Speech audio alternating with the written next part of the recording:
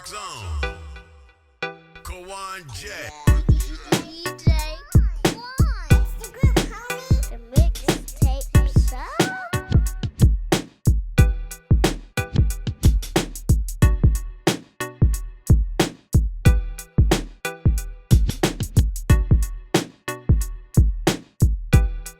The mixtape show.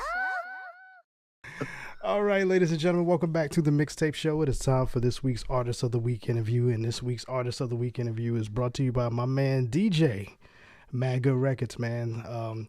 Sent us this dope artist who just dropped a project with his homie, you know what I'm saying, Erik Solo and TomC3, excuse me, and they dropped this really dope project. I don't know if the camera's gonna pick that up. Oh, there it is, perfect.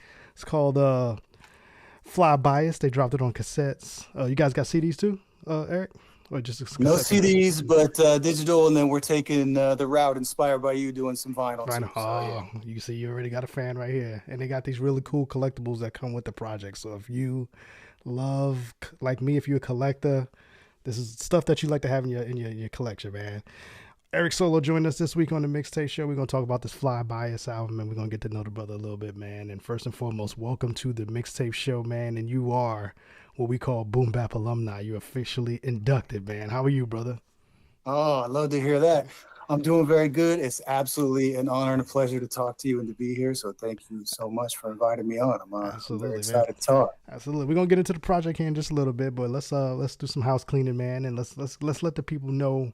First and foremost, man, Erik, man, born and raised on out there in the West Coast in the Bay Area currently. Is that home, or are you a transplant there at home?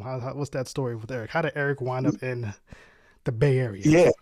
Yeah. That's all true. What you said. I grew up in San Diego, so in Southern California, and then I moved to Santa Barbara, where I went to college. And it was sort of I graduated the very end of the '90s in '99, and so there was a lot of stuff happening in the Bay Area that I was real excited about, especially musically, especially hip hop. I loved it.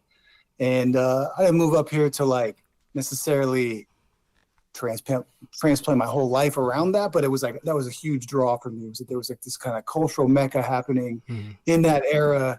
And I could just go and see the shows and be a part of it and do better record shopping than I certainly could in Santa Barbara. Absolutely. And a lot of my friends were coming up here. So I've been here since about 25 years. So it's not home, but I'm old. So it's like, it's home enough, right? It's home enough. Home enough. Yeah. It's home enough. I've lived two lives now. So this is one of them's been here. That's me, man. I was born and raised in Queens and in New York. So I'm an East Coast kid and I live here in Dallas now. And same to you. After college, this was always home for me as far as I had an aunt who lived out here in Dallas. So every summer when I was younger, all the cousins would get packed up and sent down south, you know what I'm saying, to have summer vacation and stuff like that. So it only made sense after I got tired of the New York lifestyle and stuff and just kind of wanted to be able to live somewhere that I can afford and came down to Dallas. Right. And you always have that Queens in you, though. Absolutely, man. Absolutely. And my wife is actually from California. She was born in LA and she was moved out to the Inland Empire area. So I'm very familiar with that. I love going out there. I love.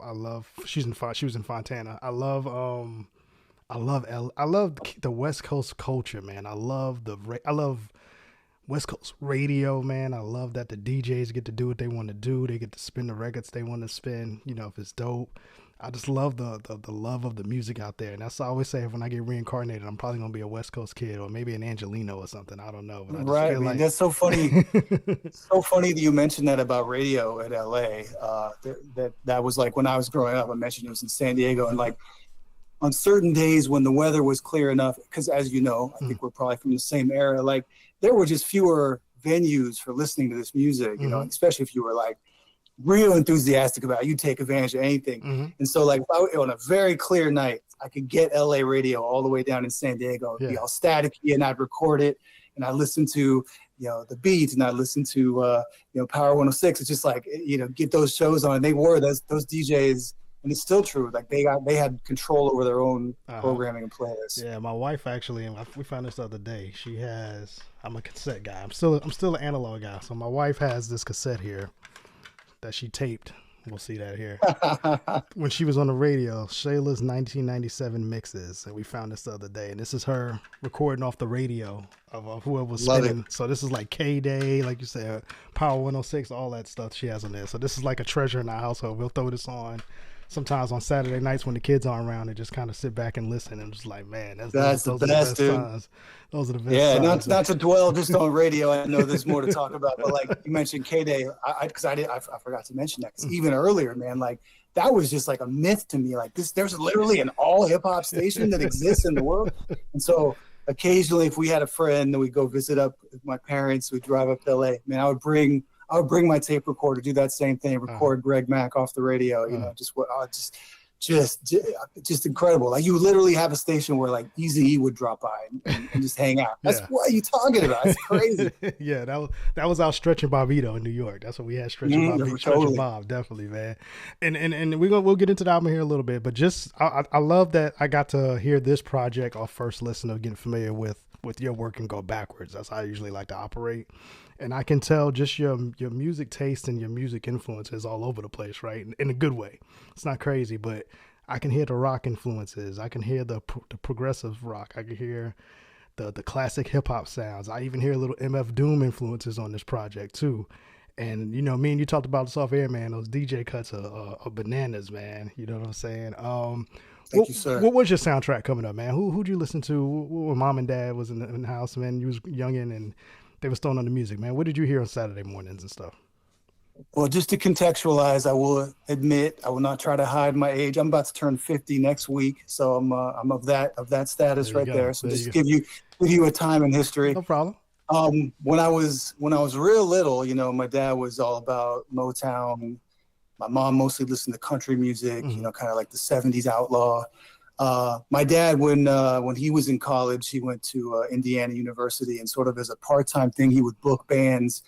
And he booked one of the very first Jackson 5 shows. I mean, you know, in the relatively speaking, so well before they were, you know, everywhere. He was pretty entrenched in that scene. So just say that to not to like, but more like, you know, he was very passionate about music. He was he would book Booker T locally. Anyway, so he was always playing music in the house. My mom was always playing music in the car, and always was around music. And when I first time I heard hip hop, though, was like, you know, I was completely, you know, and again, growing up like in San Diego, away from where most of it was happening, it was like both foreign and so exciting to me. So I remember hearing it.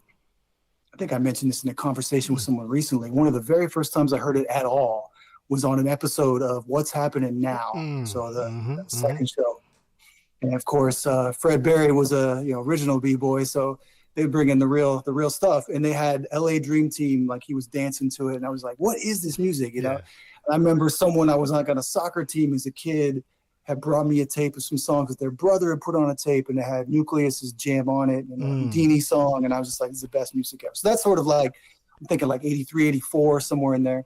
I think the first tape I bought with my own money was Lionel Richie, Can't Slow Down, but the second one was the Fat Boys, their third album. Okay. And I just wore it out. And, you know, from there, it's like anytime, met a few other friends, school, whatever, who also listened to that music or had older brothers, whatever, cousins, we just get dubs of anything. And, you know, if it was like coming from New York, especially like these kind of like dirty dubs of stuff, mixes, mixtapes of like, you know, like really dope DJ mixtapes. First time I heard anything from Juice Crew, you know, just all that stuff. Every time I would hear it, I became obsessed with kind of like understand what it was and learn about it. So just reading in Source at that time, but any of those magazines that just pour over any material. And of course, back in the day, there wasn't internet or like even the ability just to connect with people in far off ways to get more information about stuff. So you really had to be dedicated to learning about it. So I think in the same way that a lot of my friends around me were that way about sports, I like sports too, but like I was really focused on learning, you know, the stats and just like, how do these people make this music? What is it? You know, just collecting as much as I could. And I was obsessed by it. So around, you know, through junior high school, I mean, R&B, hip hop, that was my ish right there. And then, as you mentioned, you know, eclectic, because I always credit learning where some of my favorite producers sampled music from like that definitely turned me on to new music. So I got, very into, as you mentioned, prog or jazz or like stuff from the 60s and 70s. There's probably no way I would have got up on or had much interest in if I wasn't looking for source material. And then analogously, like trying to find my own source material. Like, what can I find that's kind of like this, that's out there in the dollar bin that I can try to turn into something else? And my little tiny Casio $90 sampler from Radio Shack, like how can I make a loop here and kind of so that's how I got into more and more music. And then even like in a middle grade market like San Diego for radio, there always were DJs on Friday nights or whatever that were serious and were spinning new records, and they were bringing in more of a West Coast and primarily LA and some degree Bay Area sound. So that was probably my introduction to a lot of West Coast hip hop. That and like, again, that thing with people who I knew in 8th grade or 7th grade who had older brothers who were excited about giving their little brother a tape with bad words on it. We get dubs Too Short and NWA. That's how I heard all that stuff. But that's all just to say, like, hip hop is at the root of it, even to the extent that like my other music tastes in a lot of ways come from exploring sample sources and just getting excited about, the wide variety of stuff that's out there on cheap records that you can kind of flip into something new. Yeah, that's the one thing I love about this, man, is me and my partner had a conversation about this. Hip hop is probably one of the very, very, very, very few genres where you could take everything and make it hip hop, but you can't do it the other way, right? You can't. That's right. You know what I mean? So it's kind of dope that you can take these other little things and make it something that's hip hop, or like you said, you'll hear a loop in your head, or you listen to a record like, ooh, what was that? Let me go back and hear that again, and you can do that. That's such a good point. That's such because that's been tried, and in every instance it has sucked. Like, think about rap rock, man. It's like an abomination because it's like it's not meant to be. Yeah, you could take rock and make it rap, but like keep the rap out of the rock. Yeah. They tried the rap rock thing, and I think that was Limp Bizkit. It just didn't work out right. No, I mean, I guess respect to people for trying stuff, but that was a low point. Absolutely. When did you get the creative bug? When did you was like, man, I gotta get involved with this somehow? Whether it was whatever it was. Yeah. What's the first thing that you did that kind of was on the creative side of it? Yeah, I'd say in terms of music, I mentioned that little. I mean, I mentioned it kind of offhandedly and like a joke, but seriously, to me, it was like, I'll mention another thing. I remember there was an episode of the Cosby Show where I think Theo and Cockroach had access to like a rudiment. Oh, this when they were with Stevie Wonder on that episode, and I was like, there's like a. Was that jamming on the one? Jamming on the one. Yeah. I'm like, oh, that's what this is. It's like, it's a thing that can record something and then you play it. So I kind of like that clicked for me. I'm like, that's a thing that exists, I mean, I was a little kid still. So I was like, that was educational. So I remember going to a Radio Shack and kind of trying to describe what is that? And someone said, oh, it's like a sampler. And like, we have this one, and I believe it was $90, and I didn't have $90, of course, but like I saved in, over like 6 months. And then my parents knew I wanted it. So they went in on half with me for like my birthday. Nice. And I'm thinking it's probably 89, somewhere in there. So I was like 14, and I got this little sampler. It's called the SK1. Prince Paul used it a little tiny bit on the 3 Feet High and Rising. Mm-hmm.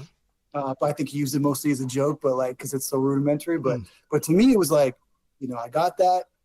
I figured out how to like kind of route stuff from my stereo into it. And then I had a dual cassette deck. So I would like record a sample. I only had one sample, and it was like a 3-second limit on the sampler. So I had a DJ mixer, I had a turntable. I just kind of cobbled together all this equipment from garage sales or from friends or whatever. And I had enough where I could like make these kind of combination pause tapes.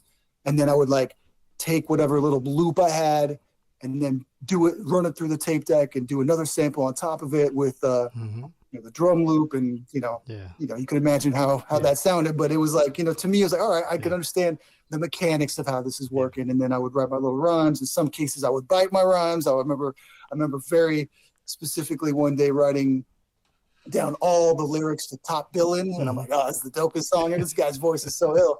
So I remember rapping that like to one of my little beats, And I remember like doing little remixes of LL Cool J songs. These are just, all references, and I'm sure you're intimately familiar with, but that was sort of when I started figuring out how to take the little bit of ideas I had about how to do this and turn it into something else. And then, from there was, tell me if this sounds familiar to you at all. Like, again, like the upgrade to get like a real sampler from there was like back in the day, it was like, that is inaccessible. But there were same places that would like rent guitars or amps or whatever to touring bands. You could rent for 2 days a sampler for like $50, So I get together with a few friends who also were into music. I mean, I was definitely like the one pushing on it a little bit, but they were excited about coming, and we just put in on it. And I remember like 5 or 6 times we would just get a sampler. My friend had a MIDI keyboard, and we upgraded from there and just, just banging out as many tracks as possible in the 3 days that we had access to this thing on the rental. Yeah. And that's how I started, man, just making demos at home, like so many of us. And it's not a slight at all on the younger folks who have access to so much more. I mean, I'm glad. I wish I did, I wish I had access to all that, but it's like, you had to do it. The bar was so much higher to get involved back in the day. Like it just was. You had to really, really want to do it. It really forced creativity. It really did, man. You really couldn't. Absolutely. You didn't have 40,000 options. You couldn't go out there and get beat packs. Like, you was creating your own stuff. And like you said, you had to lock in with your homies for a couple of days and said, let's knock out as many as we can because we got to bring this thing back. And that's probably some of the best work that you put out because you're up against the clock. You know what I mean?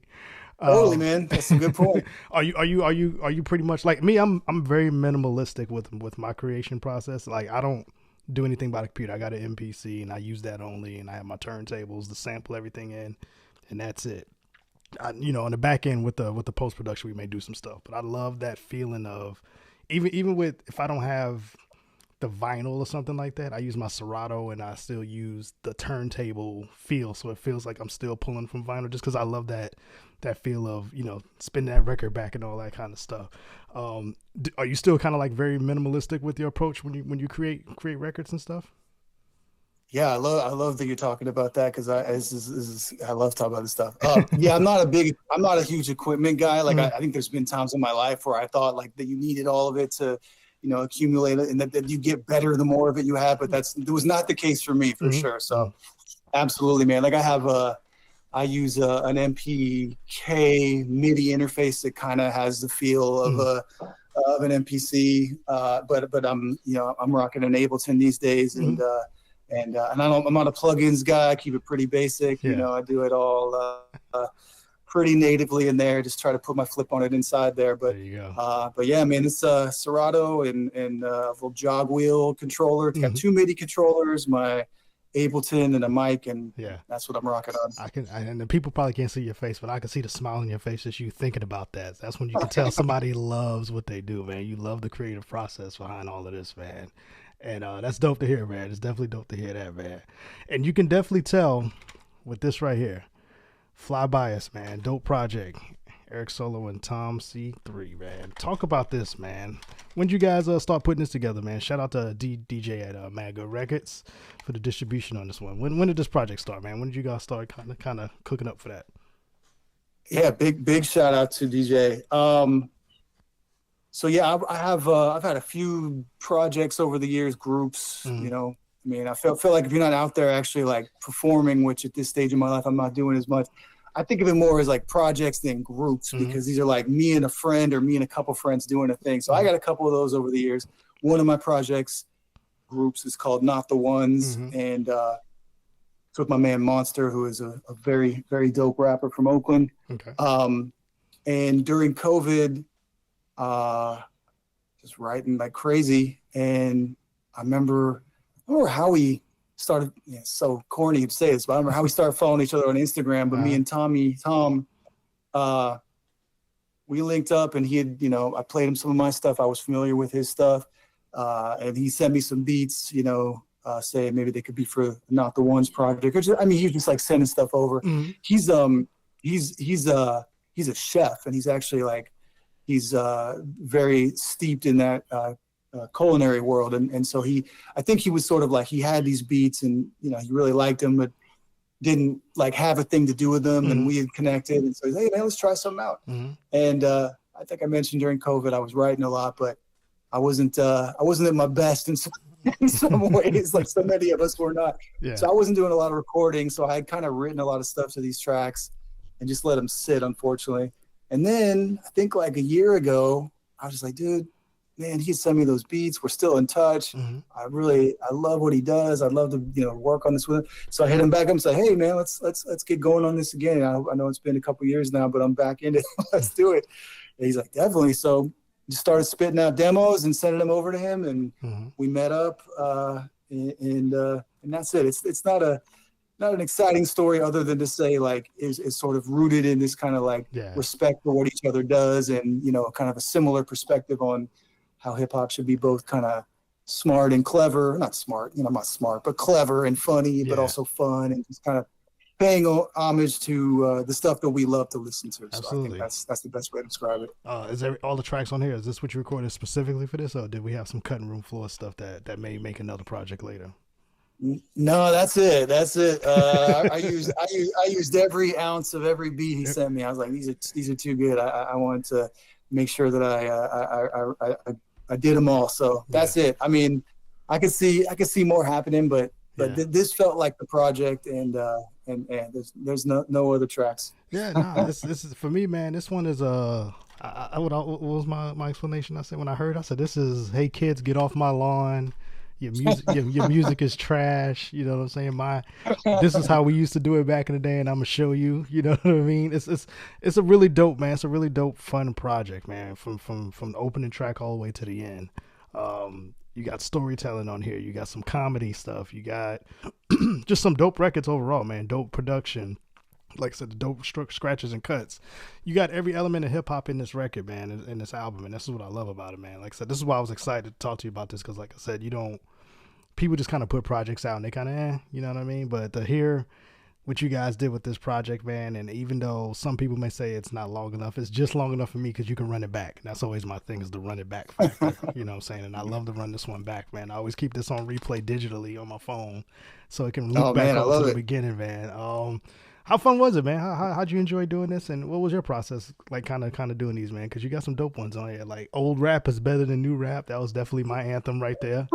You know what I mean? I really love just hearing that. I love Jay Jones. Yeah, I love Jay Jones. Oh, man. You got some joints, man. But yeah, how was the process, man? Tell me about that real quick. But just hearing anyone else say the title "Old Rap is Better Than New Rap" it makes me laugh, because it's like, it's supposed to be sort of like self-critical as well. Like, you mentioned it's like this "get off my lawn" rap, which guilty as charged. I'm a grouchy old man, but like, it's also like, sort of making fun of the idea that like, you would devote a whole thing about, talking about how, you get on Reddit and talk about with these people about how the music is shit or whatever. It's like, I mean, it's ridiculous, of course. Like, it's like, but yeah, I mean, it was super fun. I think, this kind of connects to your question about just like how it came about or what is it and that kind of stuff. It's like, I think, I don't know how to put it exactly, but because I'm older, and it's not like I ever was like trying to be something I wasn't, but as I'm older, it's like, man, I recognize that the stakes are like, I gotta have fun. Like, there's not a hit record in here. It's got to be fun. I gotta do something that I would respect, and that the people I like and whose music and taste I like, that they are gonna think is cool and funny. I mean, that's it. So to me, it's like you let go, and it's like it makes it so much more enjoyable, because it's just like there's no pretense. It's just like here's something I want to say. Here's a rhyme I thought of that I think is funny or good or whatever. I just want to put it out there. I'm just gonna edit it down to make sure this is only me at my best. I think always, and this is a quote I say, I probably butcher the actual quote, but I remember I was probably 16. De La Soul was probably like 18, 19 when they first came out, and I remember Dave from De La Soul, True Boy, saying in an interview, he's like, because everyone made so much of a deal about like, oh, you're so different, and like, you dress different, sound, you sample different, whatever.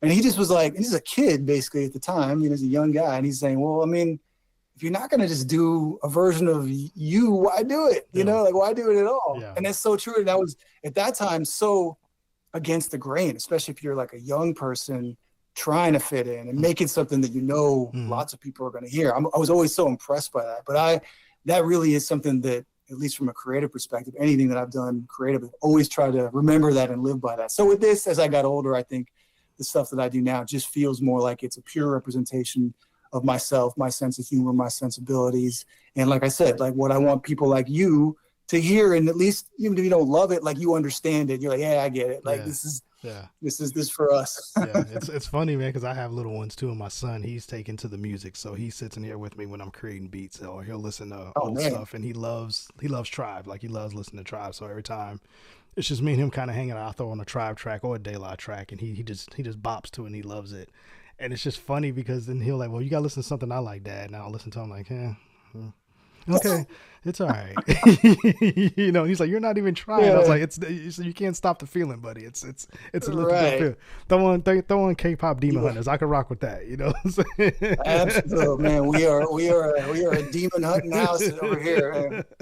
We went to the sing along screening. Did you? A couple weeks ago. Yeah, we were there. We were there too, man. We were there too. Have you ever walked away from this, man? Was there a time where it just wasn't fun for you and you was just like, I gotta get out of this, man, because it's just, you know, this isn't it for me anymore? Or have you always just been like, whenever I just feel inspired, I'll create? How's that been for you for your career? Yeah, that's funny because as you asked that, my impulse was to say that, yeah, I did kind of step away, but I really didn't, because it's actually true. Like, you know, I think that it goes with that thing I was saying about this understanding what the stakes are. Like, it's like, I mean, not to get too heady about it, but it's like, I feel like the best thing that we all can do, one of the best things we can all do for ourselves is to retain some kind of creative practice, whether that's like crocheting or like drawing or writing. I mean, like just keep that part of your brain going. So to me, it's from the time I was little, I described just making those songs, knowing no one would hear them all the way through when I started actually putting out records, because I put out records when I was, you know, teenager, and then, you know, in various incarnations over the years. But there's never a time where I like stepped away from the actual music. It's like, I always like doing it. I always come back to it, even if it's just for me. I always make beats. I always write rhymes. I always write songs. I always like, you know, I'm just always trying to spend a little bit of time each week, if not each day, just keeping that part of myself alive. And my favorite way to do it is through hip hop music. So I'd say that I have not, you know? Yeah, absolutely, man. So what's next for Erik, man? What else you got going on? I know you guys are pushing this project, but creative wise, what else you want to do? Or usually I say summer's here, but summer's gone now. So it's been a while since I've done my interviews, but now what's the next steps for you in this creative process? Summer is sadly gone, except the upside is that the kids are not in the house when I'm trying to record all the time. So, you know, got a little bit of time in there. Well, actually, probably I think end of October. I think it'll just be a digital release on Mad Good. Me and my man Mad Squirrel. He's a really dope cat out of he lives in Blacksburg, Virginia right now, but I knew him from the Bay. Okay. He and I have a collaborative project, just 3 songs. So if you thought the 7 songs were too short, this will really piss you off. But no, it's you know. We got a little thing out. I mean, so in some ways, sort of like, you know, Men is like a follow-up to Fly By Us, just to, you know, I think we'll probably package it in some ways for folks who either supported the tape that we have out right now, but we'll also have it up as a standalone release, and that's so that'll be at the end of October. I have a record almost finished with me rapping on it, so not doing any production, similar to this one. With my man Buddy Peace. He's an incredible producer and DJ out in Kent Margate in the UK. He's absolutely ill. So that'll be sometime next year. And I also have a record of my production that's been finished for a minute, putting it out with my man Paul P- from ATAC, which he's a close collaborator of mine.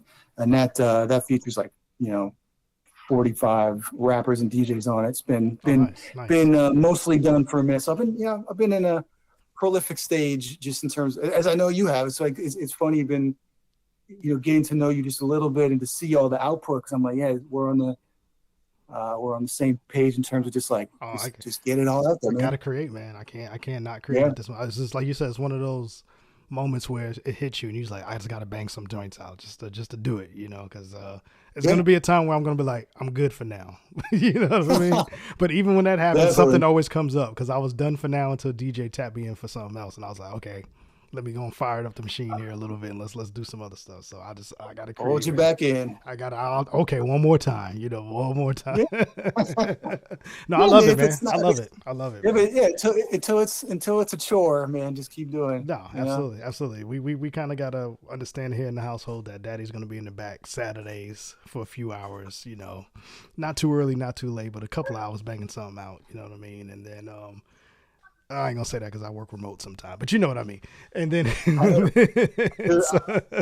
I totally get it, man. It's like that's good for everyone when your mental health is in good shape and yeah, you're being man. creative.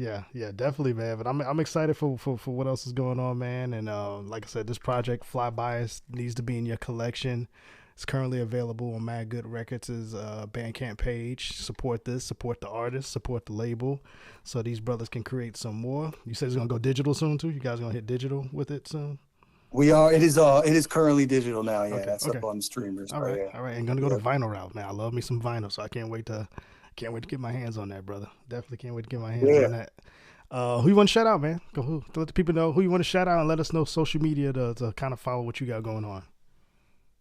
Yeah, I'm pretty. I got a pretty boring situation on social where I just use Instagram and I only use my own real name. But it's I figure that way I can post pictures of my life and my creative endeavors that way on the same page without getting too jumbled up. Or maybe it's actually more jumbled up that way. But I don't get confused this way. It's my last name is Steuer, which is Steuer. Find me on Instagram. I'd love to connect, especially if you're making music or just love music. And yeah, man, in terms of shouts out, definitely shout out to DJ, definitely shout out to you for not only for this, but for just being a cool creative collaborator and supporter on all kind of stuff that we're gonna be doing. Man, what else? I mentioned my man P- at ATAC. I mentioned my man Mawnstr, Buddy Peace. These are all Mad Squirrel. These are all guys that I'm working with and love to shout out. Yeah, man. But I also say, like you were talking about your son and the new music, man.